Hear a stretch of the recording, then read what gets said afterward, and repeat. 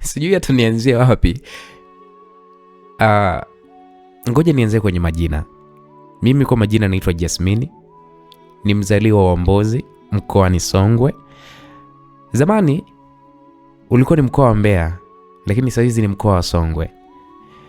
Kwa hiyo mimi nimezaliwa katika familia ya baba pamoja na mama, lakini kwa bahati mbaya wazazi wangu mimi waliaga dunia katika mazingira ambayo kusema ukweli hayaeleweki.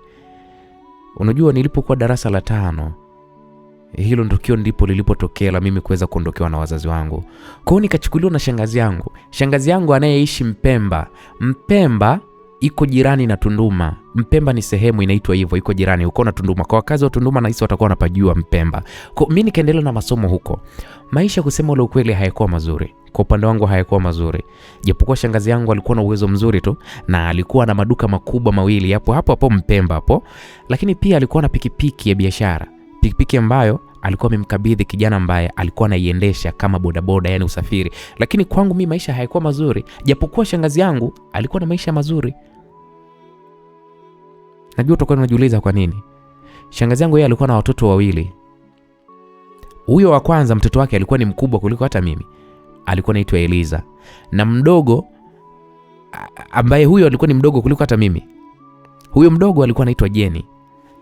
Nikiwa niko kwa aunti, niliishi kwa shida sana. Yeye alikuwa ananichukulia mimi kama msichana wa kazi. Nilikuwa nikikosea tu kitu kidogo tu, yani hata kwa bahati mbaya, nilikuwa napigwa sana. Nilikuwa natukanwa sana.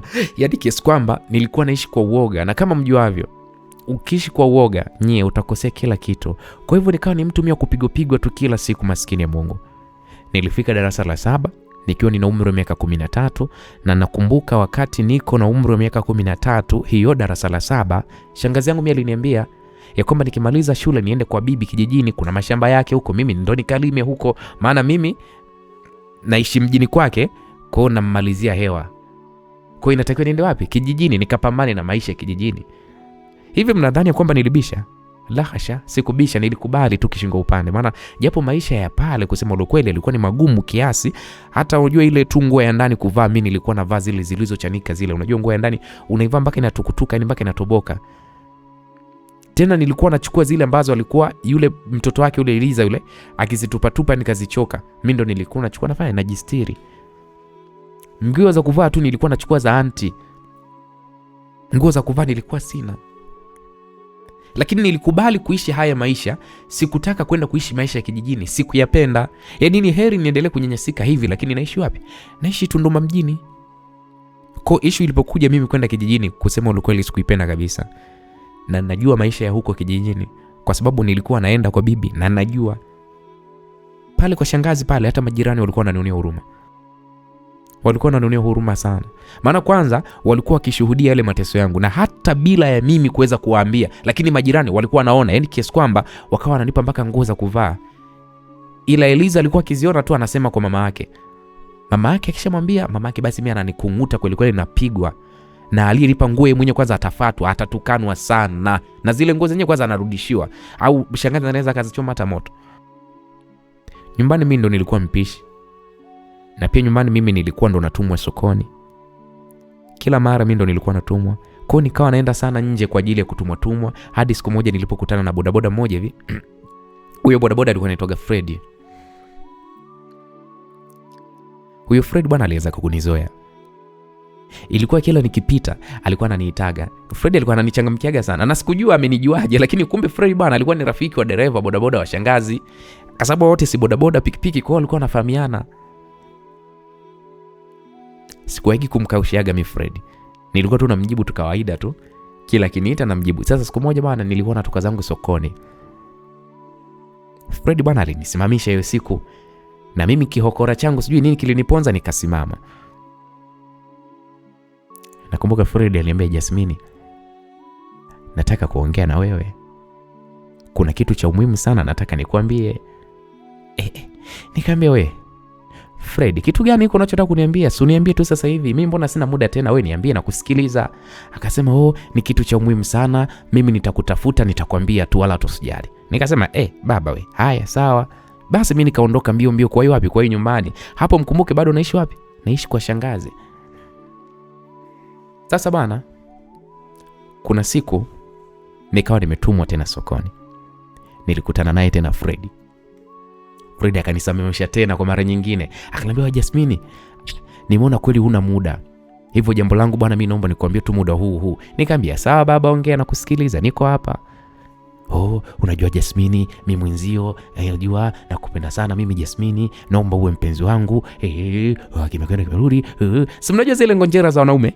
Basi naenda akanitongoza, mimi sijui nikiendesha bodaboda na kuona wewe, kila barabarani mtu nikimtazama na kuona wewe Jasmine, kila nikipakiza abiria yani naiona sura yako mimi. Ndio imekuwa hayo. Mimi mwenyewe nisiwafichi, kwanza kusikia tu hivyo Nilimkataa Fred mchana kweupe. Nikamwambia, sikiliza Fred, mimi kwanza ni mwanafunzi. Naanzaje mimi kuwa mpenzi wa mtu? Mimi najua yote hayo, pia mimi najua maisha unayoyaishi na shangazi yako Jasmine. Nisikilize bwana, unajua shangazi yako ile anakutesa sana, mimi naumia. Sikiliza Jasmine, yani mimi ukinikubali tu nitakupa maisha mazuri. Yani nitakujali, mimi nakwambia Jasmine, nitakupenda, nitakupa pesa, nitakupa nguo, nitakupa viatu, nitakupa maisha mazuri, nitakutunza, nitakupa kila kitu kizuri unachokitaka. Yani jamani, mimi sio, unajua hata wewe msikilizaji uenda ukawa sio mgeni na wanaume wanapotaka lao jambo, haki ya nani? Yeye anaweza kukwambia naenda kukuchukulia hata malaika mbinguni na kuletea. Fred yeye alikuwa anayazungumza kwamba nitakupa hiki, nitakupa kile, nitafanya hiki, nitafanya vile, wakati yeye mwenye maisha yake ya bodaboda. Tena bodaboda wenyewe bora atengekuwa kwake na hisi tu ya mkataba ya bosi wake, yani kila siku apeleke mahesabu kwa bosi. Mimi atanipa nini? Japokuwa zile ngonjera zake, zile za ahadi zake za kunipa zile kama mtoto wa kike, alafu na maisha ambayo naishi so utani, nilivutiwa nazo. Kwanza nikafikiria, afu kweli mjua mimi maisha yangu magumu mno. Na hata hapo Fred ananitongoza kwa kuniambia hayo maneno, nilikuwa sijavaa hata nguo ya ndani. Yani hapo ndani nilikuwa niko empty. Nikamwambia, bwana Fred, hebu nisikilize, nakuomba unisubiri kwanza nikakufikirie, mimi nitakupa jibu lako Fred, wala hata usijali. Fred, sawa mtoto mzuri, unajua mimi nakuelewa sana, ila nakuomba basi utakaponifikiria huko usiniangushe. Unajua wewe ni mzuri sana Jasmine, yani Jasmine wewe unastahili kuishi maisha vizuri. Mimi ndo nitakupa hayo maisha mazuri, sawa mrembo wangu, you are so beautiful. Nini akatiatia pale na Kiingereza chake, Kiingereza chenye cha uongo na ukweli. Nikamwambia okay sawa. Ila kuna namna kama mtoto wa kike nilijisikia raha kutongozwa mwenzenu. Maana kuna muda mtoto wa kike jamani unatamani hata yeye kutongozwa lakini hutongozwi. Kwa pale mimi nikaondoka zangu, lakini nilikuwa namfikiria mno yale maneno yake huyu mkaka. Nikilinganisha na maisha ambayo mimi nayaishi hapa kwa shangazi. Na kipindi hiko nilikuwa nina rafiki yangu. Kuna rafiki yangu kipenzi huyo tulikuwa tunapendana. Alikuwa anaitwa Saida. Saida yeye hakuwa mtulivu kama mimi, wapi. Saida alikuwa ni mcharuko, na pia Saida alikuwa ameshaanza mambo ya wanaume. Na kipindi hiko tayari yani yuko juu huko, yani yuko sijui niwaambiaje. Ankotia anasemaga yuko lele. Yani ndio hivyo, yani kwamba huyu alikuwa yuko lele nakwambia. Wewe utamwambia nini Saida kuhusiana na mapenzi? Staili zote anazijua. Katikia gogo anaijua. Mbinuko wa parachuti anaujua. Staili gani asiyojua? Njiwa kanyea dali anaijua. Sambusa mkawa vitumbua anaujua. Ndio alikuwa rafiki yangu. Kusema lokole Saida alikuwa mcharuko. Kwa nilipitia pale kwao kwa kina Saida. Saida nilimkuta. Mimi nikamsimulia Saida. Nikamsimulia sasa kuhusiana na huyu Fred, huyu mkaka wa pikipiki wa bodaboda alivyonitongoza. Alichoniambia sasa Saida. Nikamsimulia Saida, kuna moja, kuna mbili, kuna tatu, mwanzo mimi nimetongozwa hivi na hivi na hivi na mkaka wa bodaboda. Saida akaniambia, sikiliza, uona zuba nini? Hiyo ndo fursa rafiki yangu, mkubali huyo bodaboda, huyo Fred mkubali. Kwanza atakuwa anakupa nguo, atakuwa anakupa hela matumizi ya shuleni. Upo? Kwani wewe uone maisha yako shoga yangu jinsi yalivyokuwa magumu? Huna nguo, huna viatu, yani unavaa mangamungamu tu kama kichaa vile, wala hata upendezi shoga yangu. Uendani na hayo mambo unayoyafanya. Shangazi yako kwanza mwenye ana uwezo yule. Lakini sasa tabia zake ndugu yangu kama Idi Amin. Shoga yangu hapana. Lazima ufanye mpango. Wewe hapo hakuna cha kusubiri. Yani huyo Fred yenyewe sidhani umempa hilo jibu la kumfikiria sijui hata kitu gani. Yani ningekuwa mimi ndo hapo ningemkubali ndugu yangu. Hebu mkubali wewe Fred haraka iwezekanavyo. Nikasema we kweli. Kwa hiyo atakuwa ananipa hela sio maana yake. Saida akaniambia, kwani wewe uone? mimi ninavyoishi. Nikamwambia naona Saida. Unaona ninapopendeza? Hivi unafikiri hela ya nyumbani hii mimi ndo inanifanya niwe hivi? Shogangu, hela ya nyumbani mimi hainifanyi niwe hivi. Shauri yako. Huu ndo umri wa kuenjoy. Unataka uzeeke? Ukizeeka unadhani nani atakutaka wewe? Ukichunda nani atakutaka wewe? Pale kwa shangazi yako kutwa kuzima kupigwa na shangazi yako. Ndugu yangu wewe, mkubalie Freddy. Mkubalie Freddy awe danga lako. Nikasema shogangu, lakini danga ndo dereva bodaboda. Akasema mwanaume hata awe muuza mkaa, hata awe muuza mayai, akipata 2000 atakupa buku jelo, yeye atabaki na 500. Ndo akili za wanaume jinsi zilivyo. Uko kwenye bodaboda yake akishapata 30,000, 15,000 mwenzako atakupa wewe. 10,000 atampa bosi, 5,000 atajibana nayo yeye. Ndo akili za wanaume zilivyo shogangu, mkubalie. Wewe 15,000 ukipata leo hii wewe unayo.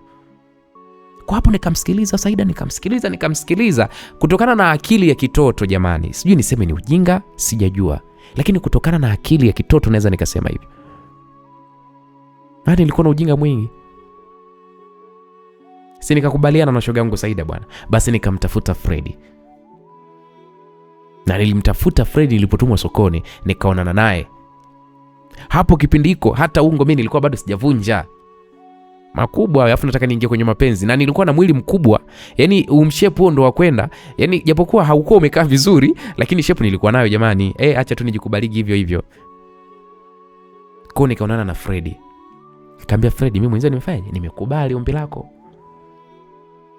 Ila Freddy, nakuomba unisubiri nimalize kwanza shule. Freddy akaniambia, sawa, haina shida mpenzi, mimi nitakusubiri kwa sababu mimi nakupenda. Kwa bahati nzuri, Eliza mtoto wa shangazi akawa amepata shule ya boarding, akawa amepelekwa shule. Na shangazi naye akawa anashinda dukani baada ya kuona anaibiwa na wafanyakazi wake. Hivyo akawa anarudi usiku nyumbani. Na pia mume wa shangazi alikuwa ni dereva wa magari makubwa ya mikoani. Kwa hiyo muda mwingi nyumbani papo empty, hakuna mtu. Basi na mimi ndo nikawa natumia muda huo sasa kuwa huru, najiachia. Nikawa naletewa vitu na Freddy. Huyo dereva bodaboda analeta mpaka chipsi, analeta nguo za ndani, analeta visendo, analeta nguo navaa. Na hivyo vitu nilikuwa navivaa mchana, usiku unavua naenda kuvificha katika vitu vya Eliza. Hapo nikawa namwambia shogangu ile Saida kila kitu ambacho nafanywa na Freddy. Nikawa namwambia mwenzako, mimi Freddy leo kanifanyia hivi, Freddy leo kaniletea nguo ya ndani na rangi nyekundu, leo Freddy nakwambia kanifanyia hivi, leo Freddy kaniletea chips. Yaani si mnajua ile kutokukua. Kwa siku zikazi naenda. Nikamaliza shule darasa la 7. Siku ya bwana wa Kiingereza chenyewe iko bana, siku ya mahafali shangazi wala hata hana habari. Hata kumwambia tu ile kumwambia shangazi bwana mimi nina mahafali, nilikuwa nashindwa kumwambia maana ningeishia tu kutukanwa. Kwa hiyo sasa hapo wa kumwambia nani? Freddy. Nikamwambia Freddy, mwenzako mimi na mahafali. Kwa Freddy naye akanipa pale mchango wa sherehe ya mahafali pia, na ndiye aliyenunulia nguo nzuri ya sherehe pamoja na viatu. Na pia akaja katika sherehe yeye na rafiki zake walileta pale keki na zawadi. Jamani nilifurahi tena sana. Unajua mpaka machozi alinitoka. Na mimi nikajiona ni mtu kati ya watu, kitu ambacho kilinifanya sasa nianze kumpenda sana Freddy. Hivyo unakuaje na mwanaume ambaye anakufanyia kila kitu alafu na wewe humpi? Na wewe usimpende. Nikaanza kumpenda Freddy. Siku hiyo Freddy huyu dereva bodaboda akauliza, Jasmine, unakumbuka ahadi yetu? Nikamwambia ndo nakumbuka. Lakini hapo nilimjibu hivyo kipindi hiko nilikuwa naona aibu. Akaniambia, vipi Jasmine, lini sasa utakuja ghetto sasa? Mungu wangu. Nikajua ndo muda sasa wa kuanza kulipa yale ambayo nilikuwa nafanyiwa. Nikamwambia mimi nitakuja, nitakujulisha tu nitakuja. Akasema okay sawa, unijulishe basi mapema ili nikuandalie zawadi mtoto mzuri. Nikamwambia okay sawa. Kweli basi baada ya sherehe mimi nikarudi nyumbani mapema tu. Niliona niwahi kabla shangazi hajarudi tena. Kwa nilipita njia za uchochoroni nisije nikaonekana na nguo mpya. Maisha ya kujificha ficha ndio yalikuwa maisha yangu. Sasa siku moja nikiwa natoka sokoni,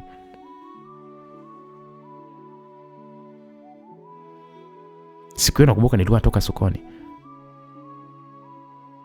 Nakumbuka tumbo lilianza kunisumbua sana na ilikuwa ni chini ya kitovu. Kiuno kilianza kuniuma jamani njiani, yani asikwambie mtu.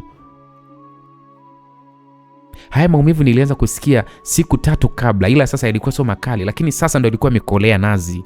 Yaani kadiri ninavyozidi kutembea ndio jinsi tumbo linavyozidi kuniuma, yaani kiasi kwamba nilikuwa nashindwa hata kutembea kabisa. Pale pale na machozi yakanitoka tu, maana maumivu yalikuwa ni makali mno. Bahati nzuri sasa rafiki yake na Freddy aliniona vile ambavyo nilikuwa nasumbuka njiani, yaani najinyonga nyonga, yaani tumbo limenikamata. Kwa rafiki yake na Freddy ndiye akanibeba sasa kwenye pikipiki, akanipeleka nyumbani. Kufika nyumbani nikaona damu zinanitoka huko kwa bibi, huko damu zinanitoka, kwa sababu tulikuwa tumepaga elimu shuleni kuhusu kuvunja ungo na matumizi ya taulo za kike. Nikajua kabisa hapa mimi mambo tayari nimeshavunja ungo. Kwa nikaenda kuoga, nikaenda kufua nguo ya ndani, na kisha nikarudi chumbani. Nikachana pale kangangu cha kavu, nikajistiri. Kipindi hiko nguo ya ndani nilikuwa nazo, kwa sababu nguo za ndani zilikuwa, kwa sababu si Freddy alikuwa ananunulia. Basi baada tu ya siku 3 zikakata. Hapo Freddy alikuwa amekazana niende geto kwake, na kwambia mimi nikawa namzungusha tu mpaka Freddy akawa ananuna. Kwa nilivyoona zile siku zangu zimeisha, nikamwambia Saida, kwanza nikamshirikisha Saida anisindikize wapi? Anisindikize kwa Freddy. Saida akakubali. Basi mida ya mchana hao tukaenda zetu geto kwa Freddy. Kwanza Freddy alifurahi sana kuniona, na akatununulia pale mpaka na chips mayai tukala, akanunua bia, lakini mimi nilikataa kunywa bia maana sikuwahi kunywa, ila Saida na Freddy walinibembeleza, ilibidi ninywe na mimi. Sasa kusema ukweli, tukiwa hapo geto akaja rafiki yake na Freddy, akaongeongea, mara mshike Saida huku tunakunywa, yani mara akatoka na Saida huyo.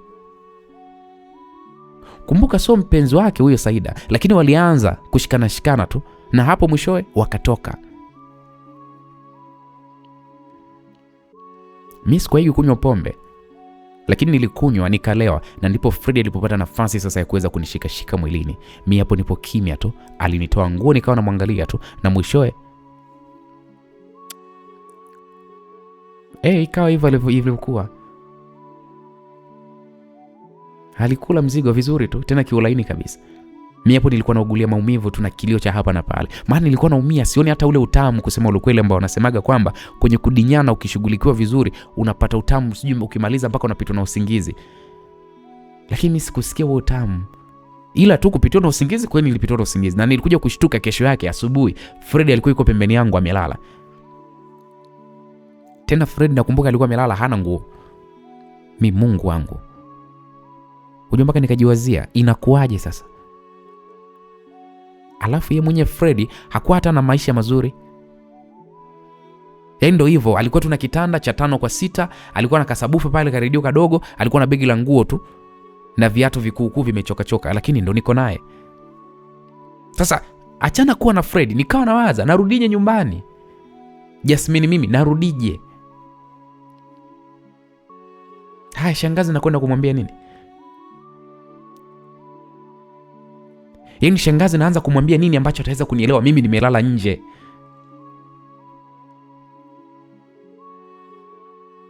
Nikamwambia Freddy, kwanza nilimwamsha. Freddy akaamka. Nikamwambia Freddy, umeona umenichelewesha nyumbani? Unaona sasa mpaka kumekucha nimelala nje. Shangazi mimi ataniua. Freddy mimi maskini ya Mungu. Sasa wakati nalia, Freddy akaniambia, no, usijali baby. Wewe subiri kwanza, tutapeleleza ikoje, alafu jioni kigiza kiingie ndo utarudi, sawa? Heni hapo nimelala nje nyumbani kwa shangazi, na still nisirudi asubuhi, nirudi jioni. Hafu hamwezi kuamini, niliona ni sawa tu. Yaani nikaona ni sawa, sikuwa na jinsi. Tukashinda pale na Freddy nani, akawa anajilia utamu mchana kutwa. Anafuata tu chipsi, anafuata na nini, nguo za ndani za mtumba mpya hizi za Beiche, alienda kunichukulia. Anajilia tu. Yaani kama vile alikuwa amenioa hii siku. Hajali mimi nilipokuwa naumia, lakini akawa na enjoy tu, anajilia tu mzigo. Na ilipofika majira ya saa 1 nikapelekwa nyumbani sasa. Na hapo jamani nilikuwa natetemeka hatari, sikwambie mtu. Basi ile naingia tu pale ndani.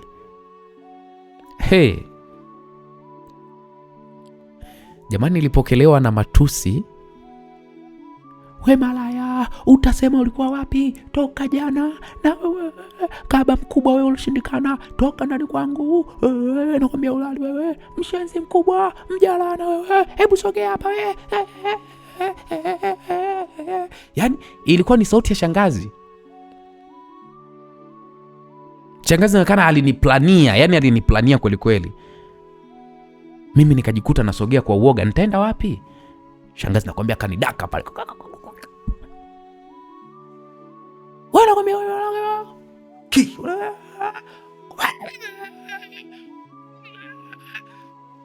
kumi shafu. Alinipiga, na nakumbuka shangazi alikuwa ananipiga haniangalii pa kupiga. Shangazi anavyonipiga nakumbuka alikuwa haangalia ananipigaje pigaje. Yaani ile nikisema nikinge hivi uso huko mgongoni nasikia kwa nikisema nishike bali nimekula huku, nikisema nifiche nakumbuka shangazi mpaka alining'ata huku mgongoni. Jamani, alitukana mpaka matusi mengine kuyatamka hapa naona aibu. Sasa nakwambia nipeleke huko ulipolala wewe malaya mshenzi, nipeleke, na sivyo nakuua mshenzi mkubwa wewe, nimekwambia nipeleke huko. Yaani ile nikitaka nilie pigwa. Hivi mnadhani nilibisha? Alivyokuwa ananiambia kwamba nimpeleke huko nilikolala, mnadhani kwamba nilibisha? Jamani, sikubisha. Nikasema nisamee shangazi, nakupeleka. Lakini muda huo namwambia shangazi nampeleka kwa Freddy, muda huo mimi nilikuwa nalia. Twende malaya wewe, twende kaba mkubwa wewe, twende. Tukatoka pale, mimi sasa nikawa naongoza mpaka kwa Freddy yule bodaboda. Cheze kupigwa wewe. Hapo nimepigika, navuja damu mdomoni, yani kama vile mwizi. Nikamfikisha pale kwa Freddy. Nikamuonesha shangazi chumba kile ambacho Freddy yupo. Pale kwa Freddy tukakuta kuna kufuli tu linaning'inia nje. Na bahati nzuri Freddy hakuwepo. Amwezi kuamini. Shangazi akasema mimi hapa siondoki hadi huyo malaya mwenzio anayejifanya endo kidume anachezea mimi sharubu mpaka hapa aje, washenzi wakubwa nyinyi. Sasa msikilizaji, wakati huo bahati nzuri kuna mpangaji mwenzie na Freddy alikuja, na hisi ndiye aliyemtonya Freddy kwamba bwana huku nyumbani kwako kumefanyaje, geto kwako wewe kimenuka. Shangazi yake Jasmine amekuja, na hisi tu yule jirani alimtonya Freddy. Kwa Freddy hiyo siku huwezi kuamini hakurudi. Tulikaa pale mpaka majira ya saa 5 za usiku. Freddy hakurudi. Shangazi akaniambia twende nyumbani mshenzi wewe, ukuta ulidanganywa, umeletwa geto la mtu malaya mchafu, ongoza njia twende nyumbani wewe. Hapo ndo tukaondoka. Tulifika tu nyumbani akaniambia sasa leo unalala nje mshenzi wewe, unalala nje. Hivi mnadhani masiara? Shangazi aliingia ndani kwanza. Alipoingia ndani alichukua maji kwenye ndoo akatoka nayo, na yale maji akaja akanimwagia, nililoa chapa afu nyie soko baridi lile. Kulikuwa kuna baridi. Shangazi akafunga pale mlango. Kweli msikilizaji, mimi siku nililala nje. Nililala pale nje, baridi la usiku lote liliniishia pale. Nilikuwa nalia kwa uchungu. Kwanza nilijuta kujipeleka kwa Freddy. Nilijuta.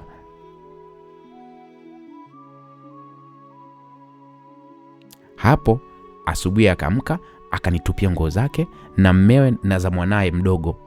Zote alinitupia, akanitupia na mashuka na vitambaa ya kwamba nifue kutokana na kwamba nilikuwa nimelala nje. Japo nyumba yake ilikuwa ina fence na lile baridi pia na kichapo kile nilichopokea, nilijihisi homa kali vibaya mno. Mwili wote ulikuwa unauma kutokana na kile kipigo. Nikamwambia shangazi samani. Shangazi mimi naumwa. Hapo shangazi akanisogelea akasema ulivyoenda kubenuliwa huko, mbona hukuugua mshenzi, unaumwa unachoumwa nini? Hapo shangazi anaongea, sio kwamba eti anaongea yuko sijui mita za mbali. Anaongea yuko na mimi hapa na hapa, huko akaniwasha makofi. Yaani alinishushia tena kichapo, alinitandika vizuri tu, akaniambia fua hizo nguo. Wewe leo hakuna kula, utashinda hivyo hivyo. Unaletea mimi umalaya hapa kwangu, nitakukomesha nakwambia. Basi shangazi hii siku hata dukani kwake kule hakwenda dukani kwake hii siku. Nikafua hivyo hivyo nguo zote, nikamaliza pale. Sikupewa chakula mpaka majira jioni. Akanipatia ugali, tena ugali wenyewe ni wa mchana. Tena sio tena ugali, sijui ni ukoko ule. Ugali gani? Kwa nikala hivyo hivyo, lakini siku zikaenda, nikawa stoki ndani ilikuwa namuanza sana Fred wangu. Maana kabla Fred alikuwa ananiletea chipsi, lakini nikawa sasa stoki ndani kabisa. Kwa hiyo Fred nikawa simuoni. Namuonea wapi Fred?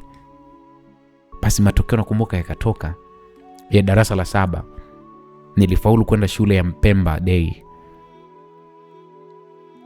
Shangazi akanianzisha, nakumbuka alinianzisha hiyo shule, lakini ilikuwa ni kwa masharti ya kwamba nikitoka shuleni moja kwa moja nyumbani kufanya kazi. Nikasema sawa shangazi. Nilipoanza tu shule mimi sisikii tena. Nikawa naonana na Fred wangu, na tena nakuja mitaa ya shuleni kabisa.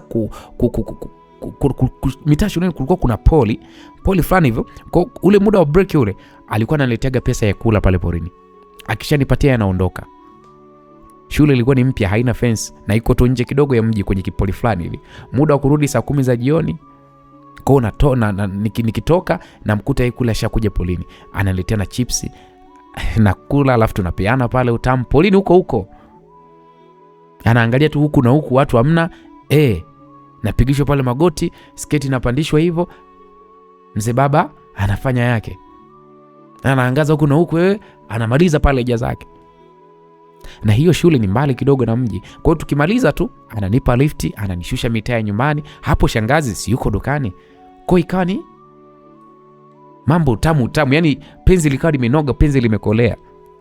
Siku zingine nilikuwa napanda bodaboda na Saida. Yaani baada ya kumaliza kile cha porini, maana yeye Saida ndo alikuwa anatuangaliziaga usalama wa watu. Yaani kama kuna watu wanakuja tukiwa tuko porini, basi tunaitana ili tusije tukakamatwa. Kwa tuliendelea hivyo, huko Saida akawa ananipeleka kuchoma sindano za uzazi ili nisije nikapata mimba. Huwezi kuamini msikilizaji, mwaka uliisha. Yaani mwaka ukaisha hivyo na sikuwahi kabisa kupata mimba. Kabisa. Na japo nilikuwa nachoma sindano, lakini nilikuwa nina hofu bado. Kwa mapenzi yetu mimi na Freddy yalikuwa ni ya vichakani tu kwa sababu ya shangazi kumwogopa. Maana shangazi stadi analijua geto la Freddy, kwa nikawa naogopa kule nisije nikaenda mwisho wa siku ikawa ndo fumanizi. Na nilimpenda sana Freddy wangu. Nilimpenda sana. Basi nikiwa niko kidato cha pili sasa hapo, yani naingia form 2. Nilikuwa naoga sasa, maana napendeza. Si unajua ujanja tena, nimeshavunja ungo na nina bwana na nimeshakuwa mrembo, mwili sasa ndo viungo vinajitenga, naonekana na mimi mtu kati ya watu. Mungu kaniumba vyema, nyashi pia ninayo. Jamani, sura pia ndo hivyo mashallah, rangi yangu ya Kisomali. Mamangu mimi alikuwa ni Msomali kabisa, yani hiyo mjue. Kwa nilikuwa ni mrembo haswa, na tabasamu pia lilonipatia Freddy. Utantaka. Nye nilinogewa sana na Freddy sana, kiasi kwamba nikawa sijali sana kuhusu shangazi. Nikawa naenda kwa Freddy wangu geto na enjoy. Yani hapo ni vichapo. Yani shangazi alikuwa shangazi sio kama aliniacha kunipiga. Shangazi vichapo alikuwa anaviendeleza kwangu na matusi juu. Kwa sasa nikawa ile hali kama nimeshaizoea. Yani nikawa naona kawaida tu kupigwa kisa Freddy, nikawa naona kawaida tu. Yani mimi niache kudinyana na Freddy kisa kupigwa na shangazi, na dinyana na kupigwa nitapigwa tu na maumivu yataisha. Lakini penzi langu mimi na Freddy halitoweza kuisha. Basi naweza nikasaja, yani mimi mwanzo nilipinda. Yani nilikuwa mtukutu. Yani nilipinda nikawa sugu sasa. Yani shangazi ananipiga, nimechelewa kurudi, alafu narudia tena. Ananitukana mimi wala hata sizingati. Yani hata stingishiki wala hata sijalo wala nini. Yani ndo kwanza nikawa namzomea. Yani anapokuwa hanioni hivi ndo namzomea na mngonga kabisa. Sasa bwana, kuna kipindi nakumbuka ilikuwa ni mwezi wa 5 hivi. Hapo nikiwa niko kidato cha pili form 2 hiyo. Mume wa shangazi yangu aliachishwa kazi huko kwenye magari yao, kwa akawa yuko tu nyumbani. Kile kitendo mimi kilikuwa kinanikera kwa upande wangu, kwa sababu huyu mume wa shangazi alianza kunitongoza na mimi pia. Sasa muda wote tunashinda pale nyumbani. Na mimi kumbuke tayari nishavunja ungo, kwa mwili upo mtoto wa kike, maumbo yanaonekana, yani nimekaa vizuri, huku nimekaa vizuri, yani hivyo. Maana shangazi ya muda wote alikuwa anashinda dukani. Sasa huyu mume wa shangazi alivyokuwa ananitaka, mimi nikawa nakataa. Lakini hata kama ninakataa, sina wa kumwambia. Maana yakimfikia shangazi mimi ataniua. Na shangazi ataona mimi namsingizia mume wake kwa jinsi mmeo jinsi alivyokuwa anajifanya anampenda. Siku moja bwana, shangazi alienda msibani. Hii siku nakumbuka. Msibani, nakumbuka shangazi alitoka Tunduma, alienda Mbeya. Na akasema atalala huko, atalala huko usiku wake, yani atalala huko. Kwa huyu mume wake huyu alikuwa anaitwa Rich. Hiyo siku wakati shangazi hayupo kaenda msibani, huyu mwanaume huyu Rich aliingia chumbani kwangu. Na alipoingia, lengo lake lilikuwa ni moja tu, kuanza kunilazimisha kufanya hilo tendo la mapenzi. Na nilijitahidi sana kumzuia, lakini yeye ni mkubwa sana, alafu ni mwanaume. Najua kuna watu mnaweza mkasema nilijirahisisha, lakini hamwezi kuamini. Mimi mume wa shangazi alifanikiwa kuniingilia kinguvu. Na nakumbuka alinisababishia maumivu sana, niliumia. Nililia sana kusema ukweli. Japokuwa ndio sikatai kwamba mimi sikuwa na ubikra wangu huo, usichana wangu, lakini kitendo cha yeye kuniingilia kinguvu sikukipenda. Na kibaya zaidi, mume wa shangazi alikuwa analinanili likubwa, kwa mimi niliumia. Basi kuanzia pale nakumbuka ikawa ndo kama kawaida yake. Shangazi asipokuepo, mimi naye tunabaki, ataniingilia tu kinguvu. Na akawa ananiambia eti kwamba nikimwambia shangazi atasema mimi eti ndo namtaka yeye, eti namtega, eti kwamba eti mimi namkalia yeye kihasara. Hivyo shangazi ataniua mimi. Ndo akawa ananiambia hivyo. Kwa mimi sasa na nikaona ni kweli, mimi nikija kumwambia shangazi bwana mume wako mimi ananifanya 1 2 3, shangazi hawezi kunielewa kutokana na mazingzong na mapicha ambayo mimi nayafanya. Kwa hiyo sasa suluhisho ni nini? Ni kuvumilia. Basi kweli nikaanza kuvumilia yale mateso ya mume wa shangazi. Mpaka miezi 3 ilipita. Huyu Richard, huyu mwanaume wa shangazi, aliendeleza vitendo vyake vya kuniingilia mimi nguvu ndani ya miezi 3. Nilibadilika. Nikawa ni mtu ambaye sina raha. Hata Fred wangu yule dereva bodaboda nilikuwa nashindwa kuwa naye kabisa, najihisi kwamba mimi ni msaliti, japo najua kabisa kwenye hili mimi naonewa. Sikuweza kumwambia mtu, hata shoga yangu Saida sikuweza kumwambia hiki ambacho mume wa shangazi alichokuwa ananifanyia. Sasa bwana, nakumbuka siku moja majira ya usiku mwingi sana, yani nyakati za usiku mwingi sana. Hiyo siku shangazi alikuwepo, yani alikuwepo nyumbani. Lakini sasa mume wake alitoka kule chumbani kwao, akanifuata mimi huku chumbani kwangu. Na siku hizo mimi nilikuwa nimeshachoka tayari na vile vitendo vya mume wa shangazi. Yaani nilikuwa najisemea kuna siku mimi nitakuja kumfanya huyu kitu kibaya, huyu mbwa huyu ajute huyu. Yaani ipo siku. Sasa hiyo siku bwana, hilo mwanaume la shangazi alikaja chumbani. Chumbani nilipokuwa mimi nikamwambia, bwana sitaki, naomba uniache. Lakini huyu mwanaume hakusikia kila ambacho mimi nilikuwa namwambia. Hili mwanaume likaanza kunilazimisha. Akaanza pale kunitoa nguo. Likali linataka kufanyaje? Linataka kuniingilia. Nye, sijui ujasiri ulitoka wapi. Nikapiga huko kwenye manani yake kule. Alafu mwanaume ukimpiga huko, nakwambia yani hata ule ujasiri wa kujikaza hana. Nakwambia alipiga ukelele huo, likalalamika. Mimi hapo alipokuwa analalamika anashika huko kwenye manani yake, mimi ndo nikatoka nikakimbia mpaka mlangoni, kwenye mlango kutokea nje, nikafungua, nikashangaa mtu ananifuata akanikamata. Mume wa shangazi huyo akaanza kunipiga sasa. Mke wake sio akasikia. Mke wake nakwambia akaamka, akaja akasema, kuna nini hapa jamani? Shangazi alipouliza hivyo, mume wake akasema, nimemkuta huyu malaya na mwanaume uko chumbani kwake wakati mimi naenda chooni. Yaani huyu Rich sijui mume wa shangazi akanipakazia uongo ambao mimi sijafanyaje, si usiki nao. Pale shangazi akasema, unasemaje? Yuko wapi huyo mwanaume? Mume wake akasema, amekimbia. Unaona mlango uko wazi hapo. Nyie hapo kumbukeni mimi sijasema chochote. Nilishambuliwa kwa mangumi, nilishambuliwa kwa mateke. Mtu na mume wake, yani walikuwa wananichangia. Jamani nililia, lakini nikasema leo lazima iwe mwisho. Yani leo lazima iwe mwisho wa haya mateso. Nilijitahidi pale kuchomoka na nikafanikiwa kuchoropoka. Nilikimbia ile nyumba yao. Nyumba yao ina fence na gate. Yani nilivyokimbia nikafungua pale gate, nikatokomea zangu gizani. Na mkumbuke ilikuwa ni majira ya usiku. Muda huo wao walikuwa wanifuata mimi nyuma. Walivyoona hawanipati tena, wakaanza kuniita. Wananitia mwizi. Yani sio kuniita jina langu, wananitia mwizi kabisa. Kama mwizi huyo. Mimi jamani niliumia sana, maana walikuwa wananitakia kifo. Wewe mtu kukuitia mwizi maana yake nini? Maana yake hao wanataka mimi niuawe. Nilikimbia. Nilifanikiwa kukimbia mpaka kwa Freddy. Hapo nilikuwa nalia. Nikafika kwa Freddy nikaona yupo. Maana hapakuwa na kufuli nje. Nikagonga pale lakini sikujibiwa. Kulikuwa tupo kimya. Nikaamua kufungua mlango kwa sigeto kwa bebi wangu. Nikakuta geto lenyewe lilikuwa limeegeshwa tu, wala hata kufungwa. Nikaingia, nikawasha taa. Mungu wangu. Jamani, sikuamini hicho kiona.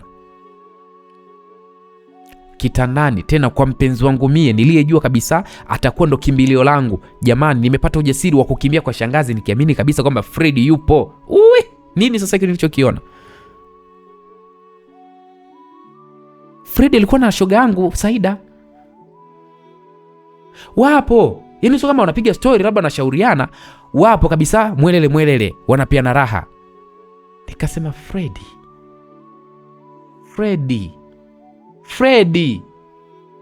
Hapo ndo Freddy akashtuka. Jasmine baby, unafanya nini saa hizi? Nikamwambia Freddy, kumbe unanizunguka na shoga yangu, unatembea na Saida kweli? Kumbe mimi wakunidinya vichakani, Saida wakudinywa kitandani kwako, sina maana yake. Okay, asante. Na wewe Saida, nilidhani wewe ni rafiki yangu wapika pakua. Kumbe ni mkeo wa afisi Saida. Asanteni sana. Niliposema hivyo nikatoka nje. Freddy akahangaika pale kuvaa. Ananiita Jasmine, nisubiri. Saida naye anaita Jasmine. Nikaona niwafungie kwa nje. Maana kulikuwa kuna komeo kwa nje, nikafunga. Wakawa wanagonga huko wanaita Jasmine. Nikaanza kutembea. Hapo ilikuwa ni majira ya usiku. Yaani nilikuwa kama vile mwanga, kama mchawi. Yaani sijui pa kwenda. Imagine saa 8 za usiku. Mimi mtoto wa kike, bora hata ningekuwa wa kiume. Mimi ni mtoto wa kike. Mpaka nikaanza kujiuliza sasa mimi hapa naelekea wapi? Mimi Jasmine hapa mimi naelekea wapi? Kwa shangazi nimeharibu, kwa Freddy ndo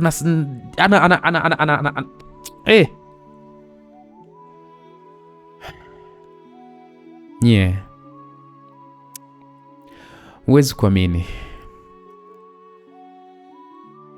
Wakati nimetoka kuyashuhudia yote kwa Freddy, nilijikuta natembea ule usiku. Natembea sijui wapi pa kwenda. Mpaka nikajikuta nimefika barabara kuu ya kwenda Tunduma. Hiyo ni barabara kuu ambayo inaelekea mpaka Zambia. Nilipotembea kwa mbele kidogo, nikaona pale kulikuwa kuna baa moja hivi. Hiyo baa ilikuwa iko wazi na watu walikuwa wamejaa pia. Kulikuwa kuna magari makubwa mengi tu yalikuwa yamepaki nje. Katika maisha yangu nilitamani sana kwenda Dar, kwa sababu nilikuwa nasikia Saida alikuwa ananiambia Dar ni kuzuri, walikuwa wanapasifia Dar. Na kusema ule kweli, Saida aliniambia kwamba Dar kuna kazi nyingi, alafu pia Dar maisha ni mazuri kuliko ya huku mkoani. Na nakumbuka maneno ya Saida aliniambia ukiwa uko Dar huwezi kufeli. Dar kuna watu wengi. Kwa kukiwa kuna watu wengi maana yake ni kwamba kuna mzunguko wa pesa. Lakini pia vile vile Saida alikuwa anatoka na madereva wa magari makubwa na alikuwa ananiambia magari yote makubwa lazima yafike Dar. Basi nikasogea pale jirani na kwenye ile baa. Hiyo baa wanajaga madereva wengi wa magari makubwa, yale maroli yanayobeba mizigo yale kutoka nje za nchi kuingia Tanzania, ya mikoani. Kwenye hiyo baa ndo wanafikaga hapo. Ni baa kubwa tu. Ni baa kubwa kusema ile kweli. Nikaona pale watu wengi tu, na kulikuwa kuna vijana wako pale na wanawake walikuwa wako pale wanakunywa bia, wanacheza muziki. Hapo sina hata viatu. Niko peku, niko na nguo chafu tu. Maana nilipopigwa nilikuwa nimegalagazwa chini, nguo ilikuwa ni chafu. Nikawaza, sasa hapa nifanyaje? Nikajisemea moyoni, hapa sasa nidandie gari, hiyo gari inifikishe mpaka huko Dar. Alafu nikishafika Dar, nikiwa hapo Dar ndo nitajua nini cha kufanya. Lakini target ya kwanza inatakiwa nifike Dar.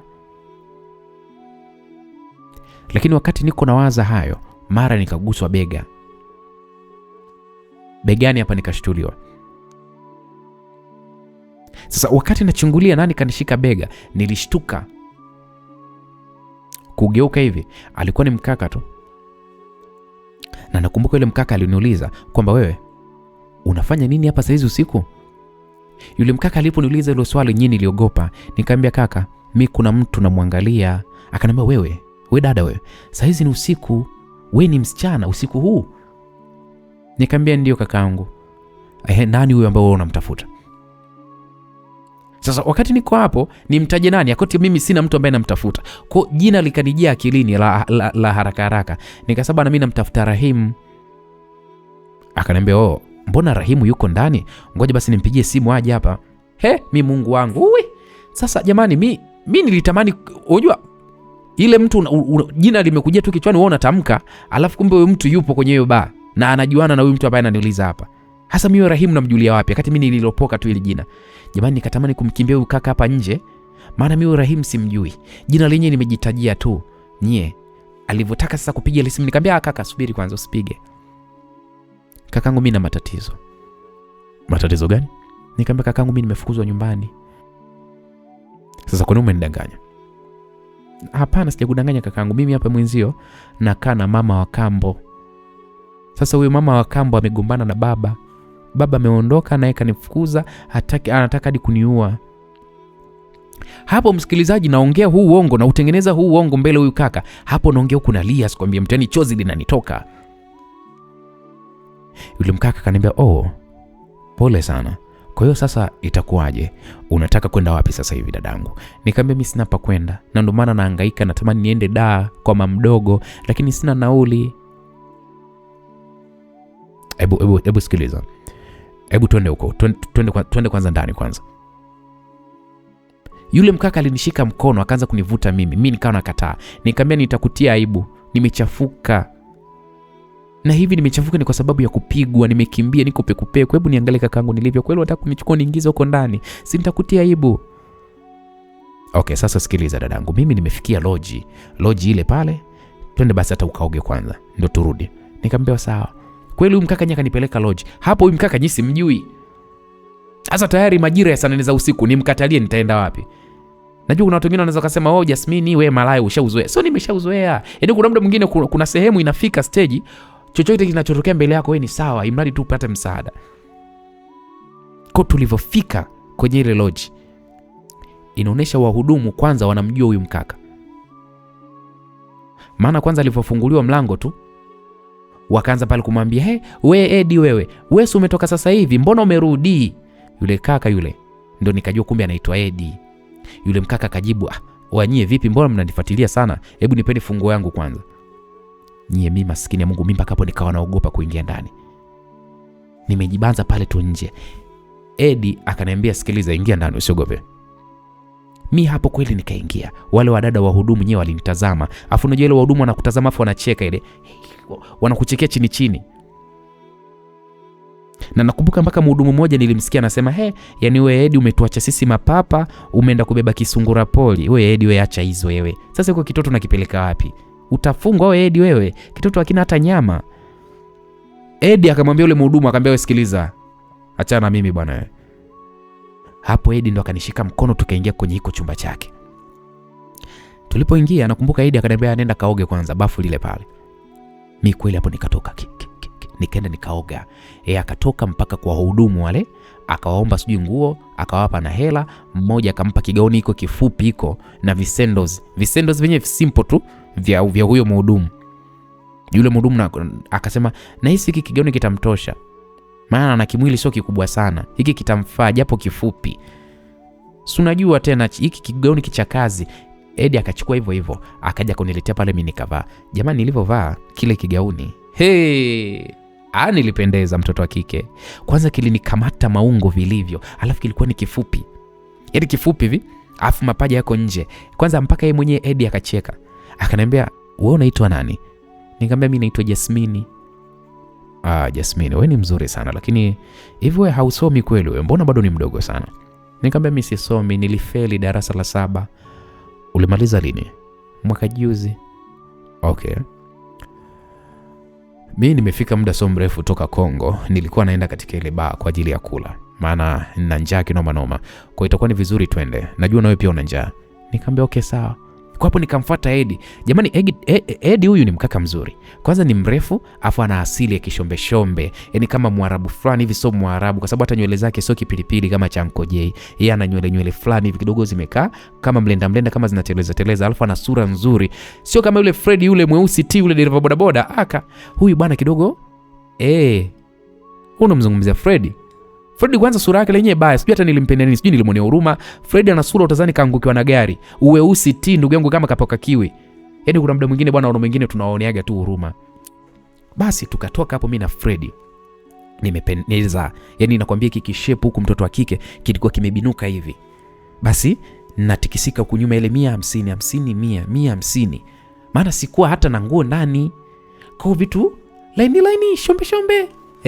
Mwanaume shombe usoni, mimi nilikuwa shombe huku. Mpaka pale bar. Nilipofika bar nakumbuka nikawa nimepewa na sweta. Ilikuwa sweta ambalo lina kofia. Ili sweta lilikuwa la Eddie, lakini nilipovaa mimi nilipendeza. Sweta ni nzuri. Eddie alionyesha ni mkaka ambaye anajipenda sana, ni msafi kama yule mkaka wa simulizi. Basi tulipofika pale tukakuta rafiki zake walikuwa wanakunywa. Wakamdaka sasa na maneno pale, wakamdaka na maneno. Oya huyu nani tena? Oya vipi wewe bwana, oya pisi wapi hiyo?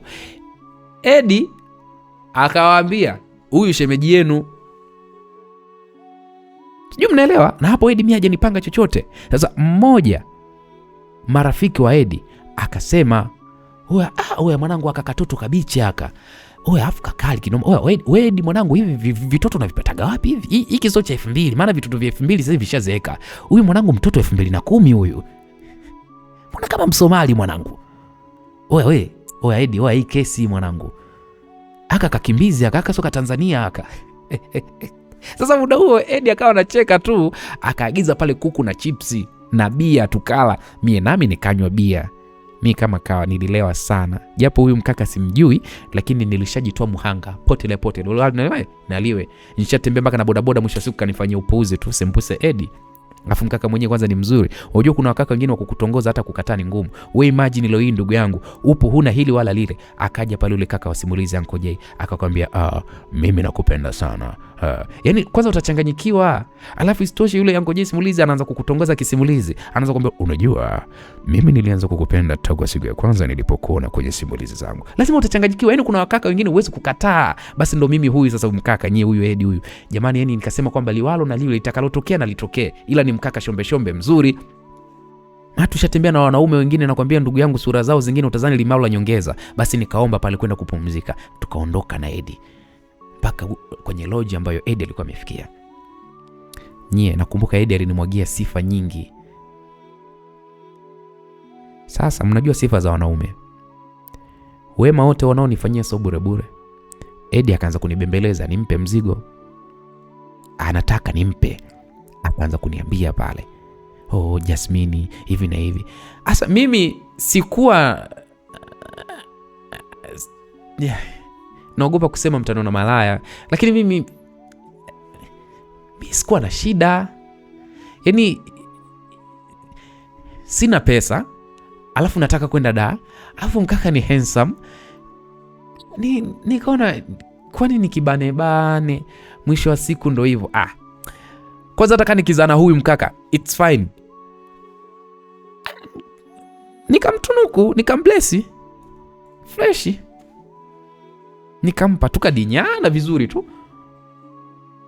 Najua mtasema una kiumalaya ndani ya damu yako fresh, lakini omba na wewe asikukute, maana kuna sehemu inafika stage huna cha kufanya, inabidi tu dinyane ndio upate msaada. Basi kesho yake nikaamka sasa, ilikuwa ni saa 4, nipo hoi, pombe zipo kichwani na ile minyanduano. Niliamshwa hapo na Edi akasema twende tukanywe supu baby. Unajua nikawaza, nafahamika Mpemba Tunduma hapa, mimi nafahamika kwamba mimi demo wa bodaboda Freddy, hivyo bodaboda wananijua. Sasa wakiniona na huyu mkaka shombe wa Kiarabu itakuwaje? Hapo nikamwambia huyu mkaka huyu, nikamwambia bana, yule mama wa kambo anaishi hapa, ataniona na kisha niona itakuwa balaa. Edi akasema basi ngoja nikuagizie soda baridi kwanza na supu humo ndani upate kunywa. Nikamwambia okay sawa baby. Basi akapiga pale simu, soda nakwambia ikaletwa pale ya baridi. Akamwagiza na yule dada supu ikaletwa pale tukanywa. Akasema sasa mimi kuna jamaa anatoka Dar es Salaam namsubiri kwa sababu kuna document nataka nimpe na yeye atafika kesho kutwa baby. Kwa hiyo itabidi twende Tunduma ili kule tukawe huru. Hadi jamaa akija tunaenda zetu da. Aliponiambia hivyo mie tena nisemaje mnadhani? Wakati safari ipo nikakubali. Mida hiyo akampigia simu huyo rafiki yake, akaja pale na gari ndogo. Tukapanda tukaenda zetu Tunduma, akachukua hoteli, tukazunguka na yule rafiki yake, akanunulia pale nguo na viatu na begi pia la mgongoni, na nguo zenyewe pia alipenda na kuambia zile nguo za kubanabana na fupi, maana alisema kwamba mimi na mguu mnene mzuri na mapaja mazuri na alipenda kuyaona muda wote. Sasa mimi nani? Sikuwa na pingamizi. Bosi tena ndo kasema, basi jioni ilikuwa ni kunywa tu bia, ni kama kawaida. Usiku ni kupiana raha. Ikawa ndo hivyo. Mimi nalala, mchana yeye anatoka anasema kwamba anaenda kwenye show zake. Akirudi tunakula usiku tunakunywa mpaka rafiki yake alivyoweza kuja. Kusema ule kweli mimi nilipenda sana ile maisha. Kusema ule kweli ndugu zangu, niliyapenda ile maisha sana, maana mimi nilikuwa niko huru na enjoy, spigwi, stukanwi, situmwi, nakula nachokitaka. Kipofu kaona mwezi utaniambia nini? Kwa zaidi alionyesha kunipenda sana. Nikawa najiona kama vile malaika. Baada ya rafiki yake kuja akampa hizo document, sisi tukapanda gari rafiki yake mpaka maeneo ya Mpemba, maana ndipo alipokuwa ameacha gari pale. Aliendesha gari kubwa yale yenye vitanda yale yana container huko nyuma, yale magari makubwa yake. Kule mbele kwa dereva kuna kigodoro pale wanaikaga kwa ajili ya kulala, na alikuwa yuko na konda wake. Basi tukaanza safari. Ilikuwa mida ya saa 9 hivi za mchana. Tukafika Iringa asubuhi. Nilikuwa sipajui, hivyo alinielekeza yeye. Muda ulivyozidi kwenda sasa nikaanza kuwaza, hivi inakuaje nikifika da? Maana yeye anajua mimi naenda kwa mama mdogo, na mimi sina hata jirani huko da. Yaani sipajui kabisa hiyo da inaanzia wapi na ishi wapi sijui. Sasa wakati niko na waza tuko njiani, akili ilinicheza, nikapata wazo. Baada ya kufika Iringa, Edi akasema amechoka alale kidogo, hivyo tukaenda hotelini, tukala, tukaoga. Yule konda wake akabaki pale kwenye gari, sisi tukapeana na tukapumzika hadi majira ya saa 10 na tukaamka. Nikampa tena wakati ambapo tunaoga, na nikamwambia bebe, ujue namba ya mama mdogo nilikuwa nimeandika katika kikaratasi, na nahisi wakati nakimbia kile kilianguka, sina tena namba na sikuishika kichwani, na sijui mama mdogo anaishi wapi. Zaidi tu kwamba alisema yuko Tabata. Hiyo Tabata yenyewe nilikuwa naisikiaga tu. Edi akaniambia, sasa mbona kama ndio hivyo Tabata ni kubwa sana bebe, sasa itakuwaje? Nikamwambia mimi hata sijui. Ila okay sijali, mimi unajua nakupenda na tutajua nini cha kufanya, sawa bebe? Nikamwambia okay sawa. Basi kweli tukajiandaa, tukaenda zetu kupanda gari, tukaendelea pale na safari ya da. Na nakumbuka da tuliingia majira ya saa 10 za usiku. Tukaenda hadi anakoshusha mizigo, maana alikuwa amebeba mizigo, akashusha, akalipa pale, akaenda kupaki gari, tukaenda zetu hoteli, tukaandaana tayari kwa ajili ya kupeana raha. Nikachezea mjegeje, na niliporidhika baby akaanza pale kazi. Na baada ya kazi akasema, sasa baby, mimi naishi nyumbani kwa mama na hapo siwezi kukupeleka, ila sikiliza, hebu kaa hapa, nitakuwa nakuja, ninakutafutia chumba, utakuwa unakaa na mimi nitakuwa nakuja, sawa? Wewe ushakuwa mke wangu sasa, kwa hiyo tulia hapa nisubiri baby wangu, sawa? Mnajua aliponiambia kwanza nilitabasamu, nikampa pale busu mdomoni, huku nikiwa najibebisha vibaya mno, na kisha nikamwambia okay sawa baby, nitakusubiri. Akasema okay poa. Kwa kweli tulilala, kulivyokucha akanipa pesa kiasi, akaniaga na kisha huyo akaondoka zake. Mimi nilibaki pale sasa nikawa najipa moyo. Vile alikuwa ameniachia vijihela kidogo, kama nitahitaji kitu nifanye ninunue. Bana hiyo siku bana ilipita. Hivi mnaweza kuamini nikiwaambia kwamba Eddie hakurudi. Na mimi sikuwa na simu. Kwa nilishindwa kumtafuta, nikaagiza pale chipsi chumbani. Lakini nilikuwa nina hofu ya kutelekezwa. Hii nyie. Lazima mtu uwe na pressure. Kumbe bana, chumba alikuwa amelipia siku 2. Basi kesho yake mida ya saa 3 akaja. Kwanza nilipomwona Eddie nilifurahi sana. Eddie akaniambia pole baby, najua ulikuwa na wasiwasi, ila jana nilikuwa na kazi ngumu sana na bana sijaja. Sikiliza, leo tutaondoka hapa, kuna mahali nitakupeleka kwa muda mpaka pale nitakapopata chumba. Nikasema usijali baby, kwanza nimefurahi tu kukuona baby wangu. Wapi huko tunakoenda? Kwa rafiki yangu mmoja hivi, ni mdada, wala hata usijali. Ni mahali salama, ila nimemwambia wewe ni mdogo wa rafiki yangu na hatuna mahusiano. Hivyo ukifika pale usinionyeshe kama mimi na wewe tuna mahusiano, na pia usiwe muongeaji sana. Mwambie kwamba umetoka Mbeya kama atauliza, na umwambie kabisa umekuja Dar kusoma. Nikamwambia okay sawa baby. Kweli hapo Eddie akanipatia simu ndogo, ilikuwa ni ya touch, akanipatia na line alikuwa amenisajilia, akanipatia pale na chamkwezi. Alivyonipa na chamkwezi ndio tukaondoka sasa hadi kwa huyo mdada. Mimi hata sikumuuliza Eddie sababu ya kuweza kumdanganya, na sikuona kama ni shida, sijui ni utoto au ni nini. Bas Eddie alisema huku ndio Tabata, tena niambia hapa ni Tabata Bima. Nikamwambia okay sawa. Kwa nikatambulishwa kwa huyo mdada, kwamba huyo mdada kwanza alikuwa anaitwa Zuhura.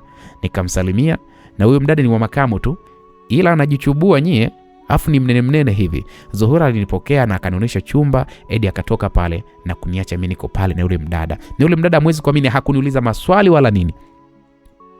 Kwanza alikuwa yuko busy na simu yake, na pale kulikuwa kuna wadada kama 4 hivi, tena warembo. Nikaambiwa kwamba nitakuwa nasaidia kazi za ndani na usiku, kwa nitakuwa nashinda pale, maana wao wanapenda kutoka kwenda kula bata. Nikasema sawa. Basi nikawa nasaidia pale kazi, wao mchana wapo wanalala, usiku wanavaa vimini nyie. Afu ndo wanatoka, wanaweza kurudi au sometimes wanaweza wasirudi kabisa. Kwa nilikaa pale siku 2 bila Eddie kuja. Tunawasiliana katika simu, na pia akanitumia hela kama laki hivi. Akasema kwamba nitunze ya kununua vyombo vya kupikia. Mimi nilimshukuru, nikatunza. Basi baada ya siku 2 tena Eddie akaja, ilikuwa ni majira ya usiku, nilikuwa niko peke yangu. Eddie akanidinya, na pia alikuwa ameniletea hela, akasema kuna chumba Tabata Kimanga, sijui amekipata hivyo kesho atakuja mchana kunichukua. Aliponiambia hivyo nilifurahi mno, maana nilitamani kuwa huru kukaa mimi mwenyewe. Nikamwambia okay sawa baby, asante. Eddie akasema usijali, nakupenda sana Jasmine wangu. Basi kweli akaondoka. Siku hiyo Zuhura na wale wadada wengine wale walirudi na wanaume, kila mtu akaingia na wake chumbani. Kelele za kimahaba zilitawala. Mimi nilala zangu kimya. Nilistaajabu yale maisha yale maisha yao hapana. Kesho yake akaja Eddie akamwaga Zuhura, akamshukuru. Basi mimi nikaenda chumbani kufuata nini begi. Sasa nilipoingia chumbani kubeba kibegi changu, yule mdada alinifuata, akanipa namba, akasema wewe unanitafuta basi, au ukiwa uko na shida ni cheki, maana wewe mtoto ni mzuri sana, upasi kupata shida mjini hapa wakati sisi tupo. Basi aliponiambia hivyo mimi nikacheka, nikamshukuru, nikasave namba yake, tukaondoka na Eddie hadi alipokuwa amenitafutia chumba. Nikakuta pale chumba kaniwekea kitanda na godoro. Nilifurahi kusema ule kweli. Tukaenda kununua pale vyombo vya kupikia na kijiko kidogo pamoja na gesi. Nikaanza maisha rasmi hapo kusema ule kweli. Eddie anakuja mchana, tunapeana pale, ananipa hela, jioni anaondoka. Ikapita kama mwezi, mimi sina rafiki wala nini. Eddie akapata safari ya Kongo, akaja kuniambia mimi kwamba anaenda Kongo. Akaniambia Jasmine, naomba utulie, maana safari inaweza kuchukua hata mwezi 1.5 ndio nitarudi. Nakupenda sana Jasmine. Nakumbuka aliniachia 200,000 mezani, na hapo kila kitu kipo ndani. Akaniambia tumie hii hela vizuri, safari zetu hazieleweki baby. Nikamwambia okay sawa.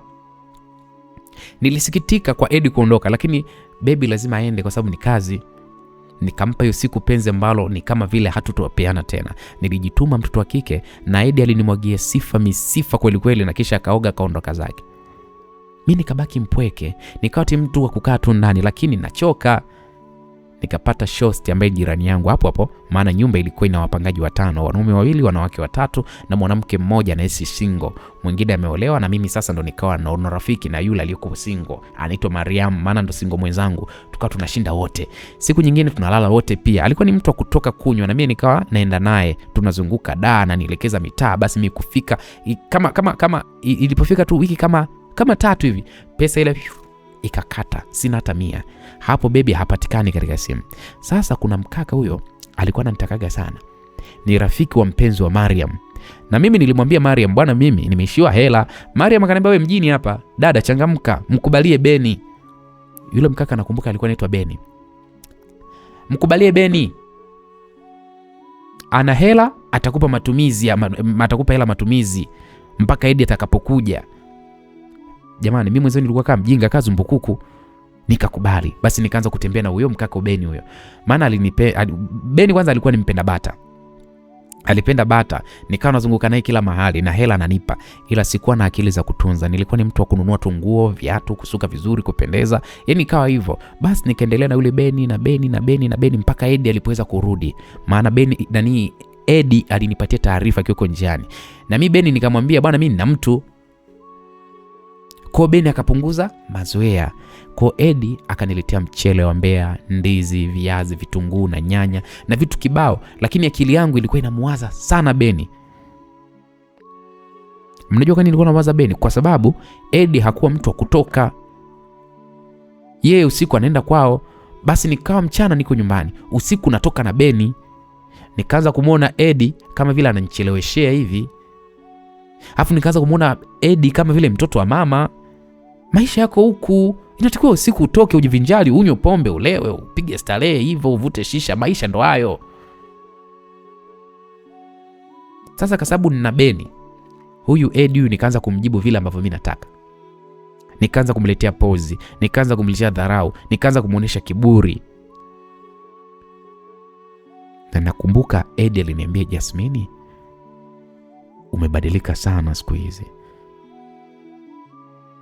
Nini kinachokubadilisha? Nikamwambia, wewe bwana, mbona mimi niko vile vile jamani?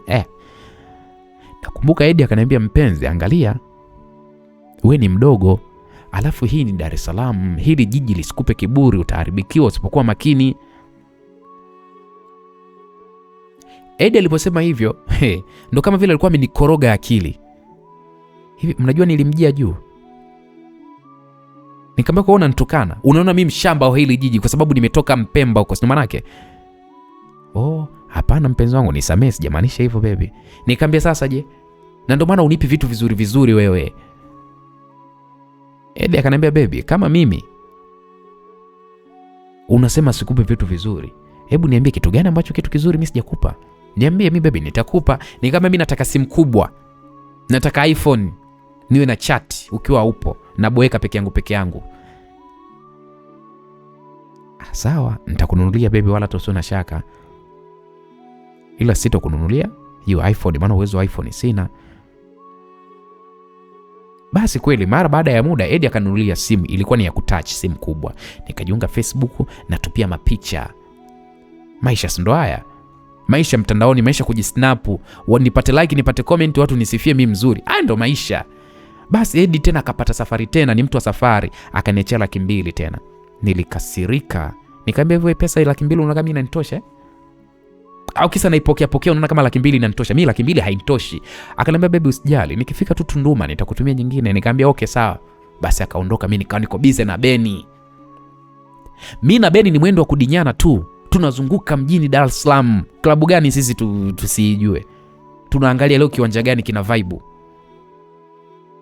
Huko ukiniona nimewaka, sikwambie mtu. Sio Jasmine yule wa Tunduma. Jasmine wa sasa hivi nimenoga. Jasmine wa sasa hivi balaa. Jasmine Msomali na unywele wangu mrefu, asikwambie mtu. Kwanza napendeza, mtoto wa kike. Basi baada ya mwezi kupita, siku moja tulitoka na Beni. Na tulipotoka, nakumbuka tulichelewa sana kurudi.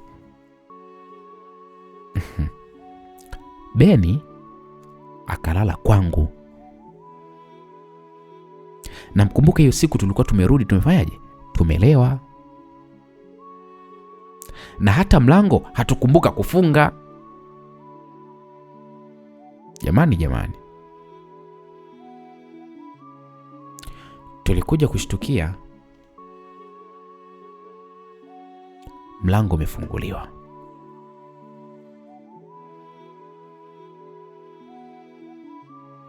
Na aliyefungua mlango alikuwa ni Eddie. Eddie huyu hapa. Kwanza nilishtuka. Kanifumania, tena niko na Beni kitandani kwake, chumba anacholipia kodi. Afu sisi tulikuwa tunadinyana. Unajua mpaka nikawa nawaza, au hii ni ndoto? Niliogopa hatari asikwambie mtu. Eddie kwanza alimkamata Beni, wakakamatana, walipigana. Eddie ana nguvu, alimpiga Beni kisawasawa mpaka Beni akakimbia. Hapo ndipo Eddie akahamia kwangu sasa. Alinikamata, alinipiga vibaya mno ile siku. Sikuwa na ujanja mimi. Mimi nilikuwa naomba tu msamaha. Akaniambia, "Kwa nini unafanya hivyo Jasmine?" Nikamwambia, "Samahani, nilikuwa mpweke, nisamehe sana. Huyo kaka alisema nikikatata nifanye kitu kibaya na pia nilishiwa hela. Kumbuka sina ndugu hapa mjini." Kwa hapo nikawa namdanganya Eddie. Nilimdanganya huku nimepiga magoti na muomba msamaha. Lakini mwezi kuamini, Eddie alilia sana. Akasema, "Jasmine, nakusamehe kwa hili tu. Uone namna gani nakupenda, lakini usirudie tena. Sawa?" Nikamwambia sawa. Ila kiukweli hapo nilijisikia vibaya. Niliona huruma sana kumfanyia vile Eddie wangu. Nikakumbuka nilikotoka, alikonitoa. Nikamwambia, "Baby, naomba unalala hapa hapo, sio unaenda kwenu. Naomba tuishi wote baby, sitaki kukusaliti Eddie." Akasema, "Sawa, usijali baby."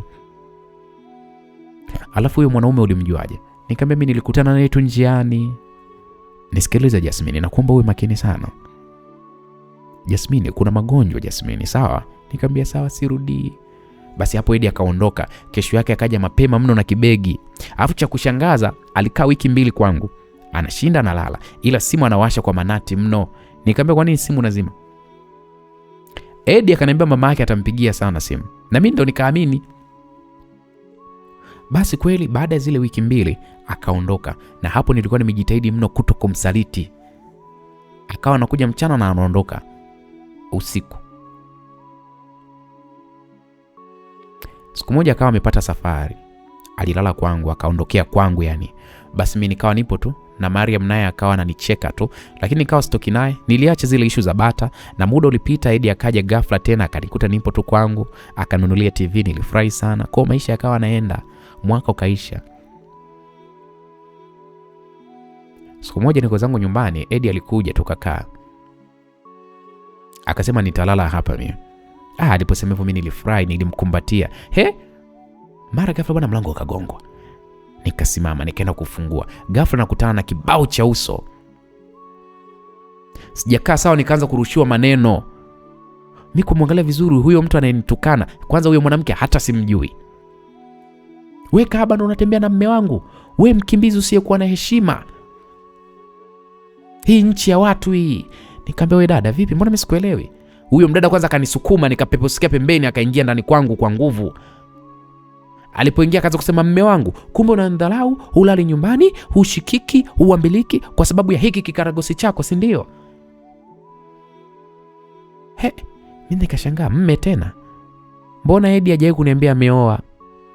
Na cha kushangaza, Eddie akawa ni mpole. Yule dada akaanza kuongea. Akasema, "Eddie, ulikuwa una kazi, nimekutafutia kazi katika kampuni ya babangu. Unapata hela sana. Sasa unaamua kuweza kunisaliti kwa hiki kipanya kidogo kidogo, kisi ndio?" Mara bana pale yule mwanamke nakwambia akanirukia mie sasa.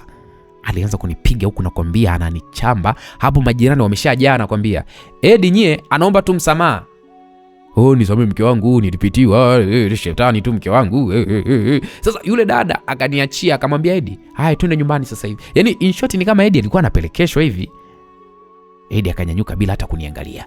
Akawa kama vile amesetiwa, kama vile AI nakwambia linatembea kali robot hivi. Mke akanasema, "Wewe mbwa mchafu, wewe mwizi wa mabwana za watu. Usione vyapendeza mjini. Vinagharamikiwa, sasa nitakupoteza ukiendelea kumfatafata mume wangu, malaya mchafu wewe. Jiji umelivaa ili vibaya mdogo wangu. Sisi ndo Bond Town hii. Uniwezi kipesa, uniwezi kiurudi, mapenzi uwezi waulize wenzio." Kwanza pale yule dada akanitemea na mate usoni. Akatoka nje. Edi naye alitoka jamani, mimi bila hata, yani Edi anatoka bila hata kuniangalia. Edi akaenda zake na akaondoka.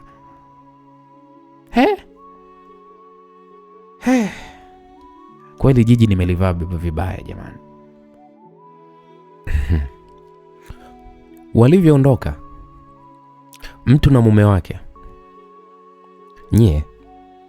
huku nyuma sasa majirani, yani nilichekwa sana. Hata yule aliyekuwa rafiki yangu Mariam, hamwezi kuamini, naye pia alinicheka sana. Tena wao wakigonga kabisa ile kwamba wanaenjoy, wananikejeli. Edi aliondoka na namuona kabisa akiomba msamaha kwa mke wake. Yani kama vile kama kimbwa kinamfuata mama yake. Huyo mwanamke mwenyewe sasa anatukana, tunaambiwa. Wakaingia katika gari ndogo alilokuwa amekuja nalo huyo mke wake. Walivyoingia hao wakaondoka zao. Ndugu yenu yatimamia wa mapenzi, nikawa tu mpweke sana. Sina ujanja tena. Majirani ndo wananisema vibaya mno. Mashavu yamenishuka na nilikuwa situnzi pesa mimi, kusema ule kweli. Mimi nilikuwa ni mtu wa kutumia tu. Nikipewa ni kutumia tu. Kwa sababu niliamini zipogo tu. Zikisha Edi si upo. Basi bwana. Siku hiyo sasa sikulala, kusema ule kweli. Nililia sana. Lakini mimi nikajiambia, hata kama nikilia, haya machozi mimi hayatoweza kunisaidia. Kwa nikajipa moyo kwamba Edi mimi ananipenda. Kwa Edi atarudi tu, maana aliweza kusamehe kunifumania. Kitu ambacho wanaume wengi hawawezi, lakini Edi aliweza. Basi sikumtafuta wala nini naye wala hata kunitafuta. Kesho yake ikafika. Vyakula vilikuwepo, mchele, sukari, unga wa ugali. Tatizo sasa mboga. Sasa nikawa nakula wali mkavu na chai labda nikipika au uji tu hivyo. Zikapita siku 4. Kimya. Hapo Edi hajanitafuta.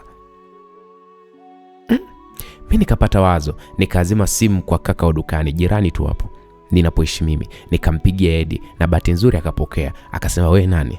Nikamwambia, "Mimi Jasmine."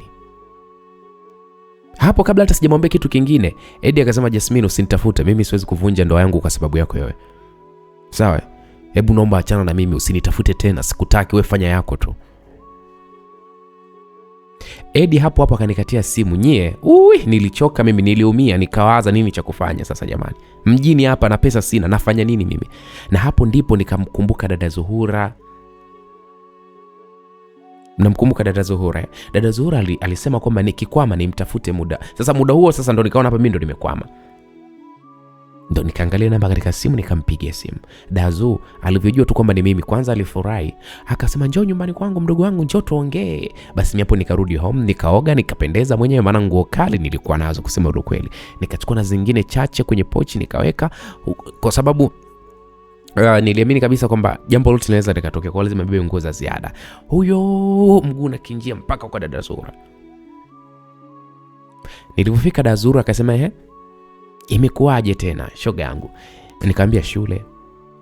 Kaka aliniahidi lakini hajanipeleka, hivyo naomba unisaidie kutafuta kazi yoyote ile mimi nifanye kazi." Nilipomwambia hivyo dada Zuhura sasa akaniambia, "Wala hata usijali mdogo wangu. Kazi tu utapata. Na tena utakuwa tajiri mdogo wangu, yani hata usijali hilo tu, wala hata usiwazie." Sasa dada Zuhura aliponiambia hivyo, kusema ule ukweli, mimi nilifurahi. Na vile nilikuwa nimeenda mchana, akaniambia, "Pika kwanza msosi dogo tule, kila kitu kipo jikoni." Mie tena nikawapikia, ila safari hii nilikuta wadada wako 6 kudada deki. Alafu wote hao masista ni wazuri. Unajua ni wazuri. Dazu akawaambia wale wadada, "Jamani, huyu anaitwa Jasmine, ni kuku wa kienyeji. Itabidi tumfundishe kazi, tumkaribishe town, tumkaribishe mjini." Hapo dada Zuhura ananitambulisha kwa hao wadada hao 6. Wakanikumbatia, wakanikiss pale, na baada ya kula tukawa sasa tumekaa. Wadada wengine walikuwa wanavuta sigara, wengine wanavuta bangi, wengine wanakunywa pombe. Pombe ziko juu ya meza na mimi nikajumuika na pombe. Maana pombe na kunywa hayo mengine siyawezi. Jioni dada Zuhura akasema, "Jiandae tutoke." Wale wadada pale wakavaa vinguo vya ajabu, yani nusu tupu kabisa. Nikavaa pale mimi mwenye suruali ya jeans na top tu kawaida na raba simple tu. Basi tukatoka, maana dada Zuhura alikuwa na gari lake. Basi tukaenda baa moja hivi ni kubwa. Wakaagiza pale vinywaji, konyagi kubwa, mizinga ile 3 na soda. Mimi nikaagiza pale kesto, tukawa tunakunywa huku stories zinaendelea. Baada ya muda akaja baba mmoja hivi akakaa meza ya karibu na sisi. Da Zuhura pale akanyanyuka akaenda kuonana nani. Mara akaja akaniita pale akaniambia, "Hey Jasmine, shida yako si pesa?" Nikasema ndio Da Zuhura. "Unatakiwa ukae na yule baba pale. Utakula, utakunywa, utaenda kulala naye, atakupa 1.5 sawa?" Mimi nikamwambia, "We Da Zuhura, kwa unataka kuniambia mimi nijiuze dadangu ama? We vipi bwana wewe? Wewe uko mshamba sana mjini hapa. Unafikiri tunaishije? Kazi huna, elimu huna. Upo tu. Hebu nitoe ushamba wako. Hebu changamka bwana wewe. Katoe kimpwinto iko. Utengeneze pesa bwana wewe. Fanya kama nilivyokuambia. Au unataka kurudi kwenu Mbeya kwa miguu wewe? Uko kwenu hapa sijui Songwe, sijui Tunduma." Hapo dada Zuhura aliongea kwa ukali. Unajua niliwaza sana. Sina hata 100 na kodi na karibia kuisha. Nikamwambia okay sawa dada, nitaenda. Basi kweli nikaenda kwa yule baba. Alikuwa ni mnene hivi, alikuwa na kitambi. Nikakaa naye pale. Hapo nilikuwa nina umri wa miaka 17. Kutukanywa na kula. Muda wa kuondoka nikaondoka. Nikaondoka na yule mbaba mpaka kwenye lodge. Jibaba kubwa likanitoa pale nguo na linye pale likatoa nguo zake. Mimi hapo msikilizaji, kusema ukweli, roho ilikuwa inaniuma. Siamini hiki ambacho ninakifanya. Jibaba kitambi kikubwa, lakini nani huku makolongo yake ni madogo. Basi nikajitoa muhanga nikalala nalo, kwa sababu kwanza nikaona kumbe hata hivyo kibamia so issue. Nikafanya nalo pale hilo tendo, na vile ana korongo dogo, sikupata hata shida sana. Kilikuwa kinadumbukia dui. Basi tukafanya hilo tendo tulitumia kinga. Tukalala mpaka kesho yake. Kesho yake akanipa 1.5. Mimi nikaondoka, sikwenda tena kwa Zuhura. Nikaenda kulipa kodi ya nyumba, maana chumba kilikuwa ni 40,000. Basi nikalipia pale miezi 3, nikabaki na akiba shilingi 30,000. Katika 30,000 nikanunua kuku nikala. Mara da Zuhura akanipigia, nikapokea. Akauliza, "We Jasmine, usharudi?" Nikamjibu, "Ndio, niko kwangu dada." Hebu changamka bwana, kuna kichwa hapa. Hela ya fasta, njoo kwangu sasa hivi, usiniangushe bwana wewe." Hapo da Zuhura ameongea hivyo alafu akakata ile simu. Mimi hapo ni majira ya saa 9 hivi. Jamani. Yaani nikadinyani tena. Sasa sikuwa na namna, kwa nikaoga, nikichukua pale pikipiki nikaenda mpaka huko kwa da Zuhura. Nikamkuta pale akaniambia, "Sasa sikiliza, nendeni na Jaki, utaelezwa kila kitu njiani. Ila pasu, nusu yangu nusu yako." Nikamwambia okay sawa da Zuhura. Kwa nikaondoka na huyo dada, huyo alikuwa anaitwa Jaki, mpaka kwenye baa moja hivi ipo Kinondoni. Tukakuta pale wababa wawili, tukakaa nao, ni kunywa, kula na kwenda kufanya nao kama kawaida. Kinga ndo kila kitu. Nikapewa pale laki yangu, ikabidi sasa nimpe da Zuhura nusu, maana walikuwa wametuelekeza walipo na hatukulala hadi asubuhi. Ila tu tulitumia masaa kama 4 hivi. Tena ile baba lilinitumia sana jamani, na lilinitumia sana eti kwa sababu aliniambia eti Zuhura alikuwa amedai pesa kubwa, kwa ndo maana linye likaa kama linanikomoa. Muda kina da Zuhura walikuwa wako ba na wanaume wengine, na sisi tu pale tukajiunga kukaa pale. Akaja mbaba mwingine, da Zuhura akaniambia, "Sikiliza, unatakiwa uende kama kawaida, pasu yangu pasu yako." Nikakubali, tukaondoka na huyo tena mwingine, nikalala naye mpaka asubuhi. Nilirudi pesa nusu kwa da Zuhura, nusu mimi mwenyewe. Jamani, nilichoka mno. Mnajua ilifika stage mimi mwenyewe kwanza nilijichukia sana. Kwa haya ambayo nilikuwa nayafanya, nilikuwa najichukia, lakini sasa sikuwa na jinsi. Basi maisha yaliendelea hivyo. Tulikuwa tunadangishwa, tena tulikuwa tunadangishwa vibaya mno. Jamani, kuna kudanga vizuri, lakini tulikuwa tunadangishwa vibaya mno jamani. Vibaya nikiwa na maanisha ni unadinywa nusu yako, nusu unampa da Zuhura. Bora hata udange hela yote unaichukua wewe. Basi nikawa najisikia vibaya mno. Kwa hiyo kazi ambayo nilikuwa naifanya, na hata pesa nyingi ninazopata nikawa naziona kama vile sio pesa kabisa. Yaani naziona pesa chafu, lakini sasa baada ya muda nikazoea. Nikawa ni mtu wa kudanga sana. Sijali wala nini. Na nikawa napatana sana na da Jaki, tena sana. Kwa maisha yangu mimi yaligeuka, yalikuwa ni maisha yalikuwa yanatia kinyanyie. Maana ikafikia mpaka hatua wanaume wanatuita wote. Tulikuwa tupo trip yetu sisi watu 7. Crew yetu ya watu 7. Tunamilikiwa pale na da Zuhura. Wana tudinye huko hotelini. Wana tuambia sijui nini na nini. Wana tufanye hivi. Yaani ili mradi tu. Wanafanya watu. Huyu unapewa 2,000. Huyu anafanya hivi, sijui unachukuliwa vile, mara Hii issue nilifanya kwa miezi 6, nusu mwaka. Pesa nikipata sijui hata natumiaje. Yaani inaisha. Mimi ni kula bata tu na kuvaa na kusuka. Yaani bado situnzi, maana mimi nikutumia. Na nakumbuka napokuwa kwenye mzunguko wangu, napokuwa kwenye zile siku zangu, maana sinakuwa stoki. Sasa nakumbuka nilitafuta chumba maeneo ya Tabata Bima. Pale nilipokuwa naishi nilihama. Kwa maisha yakaendelea. Ukiniona mchana nimependeza, nguo za heshima tu, lakini usiku nauzwa na Dazu kama vile sina akili nzuri. Kwa nikazoea kazi kabisa. Nikawa Bennett na Jackie ambaye naye alianza kunipa mawazo mapya. Akawa anasema kwamba tuwe tunadanganya kwa Dazu.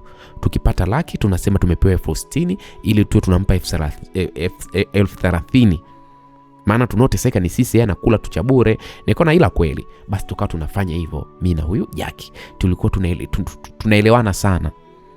Na mimi na Jackie tulikuwa kama tunaelekeana kwa sababu mimi nilikuwa na miaka 17, Jackie alikuwa na miaka 20. Jamani, kudanga nimeanza mapema. Basi tukaamua tu kukaa pamoja kabisa. Tukawa tunashare kodi. Mimi na nani? Mimi na Jackie. Sasa siku moja tulienda bar. Kipindi hiko na mimi navuta bangi mno ili nisione kinyaa kulala na watu tofauti. Basi niliambiwa pale kwamba zile bangi zinaondoa aibu. Hapo nishajifunza ili kutoa aibu kwa mibaba inayoninunua. Yaani nikishavuta bangi nilikuwa najichetua. Nikawa navuta mpaka na sigara. Maana kulala na mtu usiyempenda kwa ajili ya pesa yenyewe inahitaji ujitoe ufahamu. Kulala na mtu usiyempenda. Nyie hata kama ndo kudanga nyie. Kuna namna hata sio nyie yani atupendi, ila sasa ndo inabidi sasa uvute mastimu hayo akili kae sawa. Lakini ukilala na mtu ambaye unampenda, unahisia naye, unampa yote. Sasa nikawa niko mzoefu kwenye hayo mambo, kuvuta sigara, kuvuta bangi. Sasa hiyo siku alikuja mbaba mmoja hivi kutoka Dubai. Alituita kupitia Dazu. Naye aliwahi kuona yule mbaba Dazu. Alishaikuwa naye kimapenzi zamani, maana ni tajiri. Na hiyo batu ilikuwa tumeenda ni ya kwake. Dazu vile anafahamika, akawa ananipeleka kuongea naye yule mbaba, maana alikuwa amekaa VIP. Lakini yule mbaba anaitwa Mr. K akawa ananitazama mimi, maana mimi hajawahi kuniona pia, na nilikuwa nimeona hatari asikwambie mtu. Japo nilikuwa natumika, lakini bado mimi mtoto nilikuwa ni mbichi, naonekana na ninajipenda. Hivyo akawa ananipenda mimi. Akamwambia Dazu, "Wewe nipe kale katoto bana. Wewe ushazeka sasa hivi. Zu unajipe bwana, nataka damu changa bwana, nikachangamshe damu." Dazu akanuna, lakini hakuwa na namna. Si anataka pesa. Kwa Dazu akaja akaniambia, mimi kama kawaida nilikuwa sijui chochote kuhusu wao. Nikajua tu ni kazi tu na kile ni kichwa kama vichwa vingine. Kwa nikakubali ule mchongo. Nikaenda kukaa na ule baba. Tena nikamkaria mapajani. Nikamkumbatia kama vile kitoto, yani kama vile nadeka, yani kama vile namjua. Bangi hizo sio mie. Tulikunywa pale vinywaji vya gharama mpaka usiku mzito. Tukaenda hoteli, na kipindi hiko mimi mapenzi nayajua, sikwambia mtu nayajua mapenzi balaa. Maana tulikuwa tunafundishana kupagawisha wanaume ili tu tupewe pesa nyingi. Basi nikampagawisha huyu Mr. K mpaka akawa ameshuka haswa. Akajana kwambia kwenye mfumo, akawa ananisifia hatari asikwambie mtu. Mara nimkalie, mara nimlalie. Yani kila hivyo mimi nilikuwa nampa.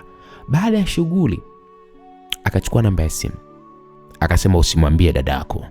Nimechukua namba yako, usimwambie." Nikamwambia sawa. Kwa mimi sitaki, akanipa pale changu, mimi nikaondoka. Nilipofika kwa Dazu akanidaka juu nakwambia, akasema, amekupa shilingi ngapi Mr. K?" Nikamwambia bwana, amenipa 100,000. Dazu alicheka sana.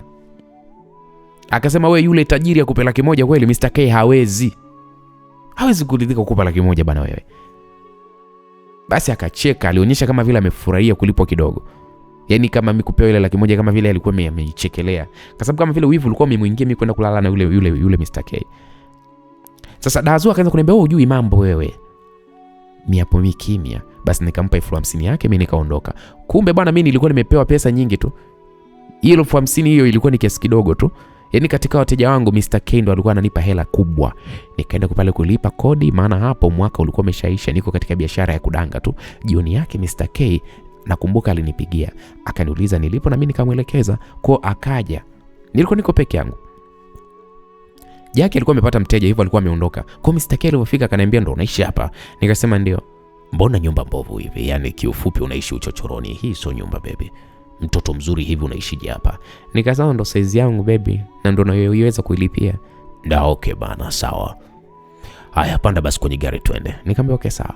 Hapo nilikuwa nimeshaoga kitambo, nikavaa nguo nzuri nikatoka. Alikuwa na gari matata, gari ya kitajiri. Tukapanda tukaenda Mikocheni kwenye baa moja hivi nzuri mno. Baa ya matajiri. Tukala bata usiku, akanipeleka kwake sasa. Tukatoma sana. Na tukaanza pale kudinyana, na baada ya midinyo akaanza maswali. Akaniuliza, wewe ulijiona vipi na Zuu? Mimi hapo nikampa tu story ya uongo na ukweli. Nikamweleza kama nilivyokuwa nimemsimulia Eddie kuhusu mama wa kambo, na ndo nikamsimulia. Basi huyu Mr. K akasema okay. Mimi nikamwambia pia huku mia ile nisaidia, amenitelekeza, ndo iko hivyo. Okay, sawa. Sasa sikileza, sitaki kukuona unafanya kitu na Zuu. Mimi nitakupa maisha. Nataka utulie mahali, uwe wa kwangu tu na unipe raha mimi tu. Nadhani tumeelewana. Nikamwambia sawa, maana mimi sipendagi hizi mambo. Sipendi haya maisha. Sina mbele wala sina nyuma. Kwa hapo tuliongea, nikaona ni mtunuku tena. Nilijituma, mtoto wa kike nilimpa, nikampa tena mpaka baba wa watu akawa analia, anakwambia kijasho kinamtoka. Kesho yake akaenda kunyonyesha nyumba nzuri, ilikuwa iko maeneo Kijitonyama, ina kila kitu. Na geti, ina vyumba 3 vya kulala, sebule, dining, jiko nzuri, mavyombo, jiko kubwa la gesi. Na pia akasema utakuwa unakaa hapa, ila usimwambie mtu yoyote. Hata unaishi naye usio unamwambia. Kama unaishi na mimi usimwambie mtu. Nikasema sawa, sitomwambia mtu. Nikamwambia basi naomba nikachukue nguo. Akasema okay sawa mtoto, umenipa raha wewe. Wewe ni mzuri sana. Ufai kufanya hizo kazi za Zuu bwana. Sawa. Nikamwambia okay sawa Mr. K. Basi akanipa pale hela, akaniambia chukua taxi. Nikasema okay. Hapo nikamwambia sawa. Hapo simu nilikuwa nimeizima, Dazuu hakunipata. Nilipowasha tu simu na kumbea message kama yote. Uko wapi wewe malaya? Upatikani. Sijui nini unanikosesha hela mbwa wewe. Uko wapi? Dazuu huyo. Mimi nikampigia nikamwambia bwana mimi nilipata mteja na kuja dada. Oh njoo na pesa basi. Nikaenda hapa nikampa laki. Nikamwambia bwana mimi nimepata emergency hivyo naenda home Mbeya. Sikuwahi kumsimulia kisa changu. Akasema kuna nini? Nikamwambia tu nimeitwa tu sijui kuna nini. Okay sawa. Kwa hiyo nikamwaga pale na Jackie pia. Nikaondoa pale nguo zangu zote, basi nikaenda kuanza maisha yangu mapya na Mr. K. Mr. K alinipenda sana. Na aliniambia ana mke na mkewe ni mfanyabiashara, ana maduka makubwa, hivyo anaenda sana Dubai na China. Na pia yeye ana makazi pia huko Dubai. Kwa hiyo mimi niwe huru tu kwake. Nikasema okay sawa. Ndugu zangu, nilikuwa naletewa kila kitu ndani. Napewa hela, napiga pamba za Dubai. Nilikuwa yani sijui niwaambiaje. Nikawa mtoto kweli kweli. Jasmine kweli kweli. Bata na kula kila mahali, mahoteli makubwa. Ananionyesha pale wafanya biashara wenzio kubwa. Baadaye akanitafutia mtu. Akaana nifundisha gari nikaweza. Akanitafutia leseni, akanipa na gari zuri, ilikuwa ni Kruger. Nikawa natamba nayo mjini na viwanja tunaenda vikubwa. Nikajiona na watu wakubwa. Yaani watu wakubwa nikawa najiona nao kama wakina Nkojei Simulizi, yani watu wakubwa, watu wazito Tanzania hii. Watu wenye mihela yao, Nkojei Mapesa nyie, yule mkaka wa masimulizi nyie ana hela yule. Basi hapo mimi ndo nilikuwa sasa kujuana na hawa watu wakubwa. Hapo mimi ndo ninadhani kwamba mtoto wa watu nafanya napendwa. Basi ndo nadeka kwa huyo Mr. K. Nimesahau shida za kudanga mimi. Nang'aa mtoto, mafuta original natumia. Skin care utaniambia nini? Ukapita mwaka na miezi kama kadhaa. Sasa kuna siku nilikuwa naendesha gari, nikamwona Jackie alikuwa amechoka sana yuko barabarani. Nikasimamisha gari nikamsalimia, alishtuka kuniona. Kwanza hakuamini mimi nipo kwenye gari yangu. Na hapo sikuwahi kuwaona wala kujua habari zao. Tukapiga story, nikamuuliza vipi, akasema yeye kumbe alishaacha kwa Dazuu, maana alishindwa kulipa kodi pale tulipokuwa tunakaa. Akaenda kwa Dazuu, akawa sasa anamuuza sana, maslahi hapati, akaacha. Hivyo yupo tu amepata mwanaume wa kawaida ndo anaishi naye. Basi ndo maisha yamekaa hivyo. Nikamwambia bwana mimi nipo sana tu dia.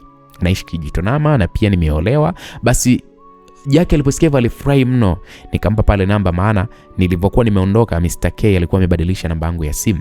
Na hapo mimi nina masimu mawili makali, iPhone zote unaambiwa. Utaniambia nini? Nikamwambia ingia kwenye gari nikupeleke. Akasema sawa. Kwa nikampeleka kwake, alikuwa anaishi Uswahilini. Nilimkuta shemeji anauza matunda, nikamsalimia. Basi nikampa Jackie pesa kidogo, maana nilikuwa na cash. Mimi ndo nilikuwa cash madam hivyo. Natembea na gari na pesa ya kutosha. Utaniambia nini? Maisha haya yenyewe. Basi nikarudi zangu kwangu. Niliporudi kwangu nikawa nawasiliana na Jackie. Ila niliogopa kumleta nyumbani, nikawa naenda tu kwake au tu tunakutana sehemu na mnunulia vitu basi hivyo. Siku moja baada ya miezi kama 5 hivi tangu nionane na Jackie, nakumbuka alinipigia simu, alikuwa amefukuzwa na yule mwanaume. Mimi nilimwonea huruma sana. Kwa hiyo nikamwambia Mr. K akasema okay, sawa. Aje tu mwishi naye, si unamwamini huyo Jackie? Nikasema ndio baby asante. Nikamwelekeza pale Jackie achukue bodaboda aje. Akaja nikamlipia, nikaanza kuishi naye. Tukawa vile kama mapacha, ni kuenjoy tu. Sasa bwana, kuna siku Tulitoka tukakutana na Zamda. Huyu Zamda alikuwa ni mmoja wa dada wa Zoo. Kwenye ile crew ya watu 7 tuliopo sisi ya dada Zoo, huyo Zamda naye alikuwepo, akatusalimia. Naona pale akamwambia Zoo kila alichokiona. Maana kwanza mimi nilipendeza na nikampa naye offer. Sasa zile sifa zile, na aliniona niko na Mr. K. Basi Dazu akaanza kunisaka sasa. Siku moja Dazu alinikuta katika viwanja. Naona alijua kiwanja pendwa cha Mr. K. Basi akajifanya ndo mwema Dazu, nakwambia. Nikamwamini, nikawa nawasiliana naye sana. Kuna kipindi Mr. K alienda Dubai, mimi nikamkaribisha Dazu nyumbani. Kwa Dazu akawa anakuja kwangu tu, anaongea na niomba hela nampa. Siku moja akaniita sehemu, akasema kwamba ana shida niende, na tena alikuwa analia sana. Kwa nikakimbia. Ilikuwa ni usiku kama kwenye saa 2 hivi. Nikaenda huko.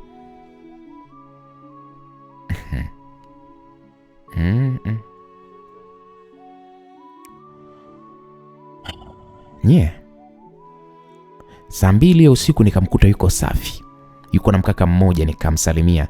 Akasema eti alinimisi tu tupige story. Basi tukaanza kunywa sasa. Sijui niliwekewa nini katika kile kinywaji. Sikujielewa, nilizima. Nilikuja kushtuka ilikuwa ni asubuhi. Nipo kwangu na kujicheki nilikuwa nimeingiliwa. Yaani nimedinywa. Maana nilikuwa na mauchafu kama yote. Nini hiki mimi? Kuyashika hivi anateleza, kuangalia vizuri kuna mkaka alikuwa yuko pembeni yangu. Mimi nikamwosha mkaka haraka, nikamwambia wewe ni nani? Unafanya nini hapa? Yule kaka akajifanya kucheka, nilikwazika, nikamwambia hebu naomba utoke haraka. Yule kaka kavaa pale akaondoka. Jake alivyosikia zile kelele akaja, akasema kuna nini? Nikaambia jinsi hali ilivyo. Akasema mama, uwe makini. Dazu aminiki dia. Tuombe kusio kuna jambo. Sasa kama umeingiliwa hivyo, kuna kitu hapa. Nikamwambia mimi sijai kuzima hivi. Na nilikuwa na kunywa tu bia ya kawaida. Mbona nilianza kunywa kishua tu ndo nizime. Hapo sasa mimi na Jake tukawa tunashangaa wote. Nikaoga nikaenda kula. Muda huo huyu rafiki yangu Jake alipigiwa simu kwao kuna msiba na Jake alitokea Mwanza, ikabidi sasa aende. Hivyo nikampa hela akaenda, maana mimi nilikuwa naachiwa hela nyingi tu ndani. Na hapo sina account wala nini. Sijui kama kuna kesho, yani nilivyokuwa naishi. Kichwa ngumu mimi jamani, kujifunza ni ngumu. Sasa siku hiyo nilimpigia sana simu Dazu, akawa hapokei, nikaachana naye. Nilijua kafanya kanikomoa. Kesho yake mida ya saa 4 geti likagongwa. Nikaenda kufungua. Hamadi, Mr. K huyu hapa. Mr. K nakwambia kashuka katika gari, amekasirika vibaya mno. Mara Dazu naye akashuka kwenye gari Mr. K. Mungu wangu, hapo ndo nikashtuka nikachoka. Paka nikaanza kujiambia hii koje sasa? Jamani. Nyie. Haya, sasa itakuwaje msikilizaji? Bibi naye hatujui.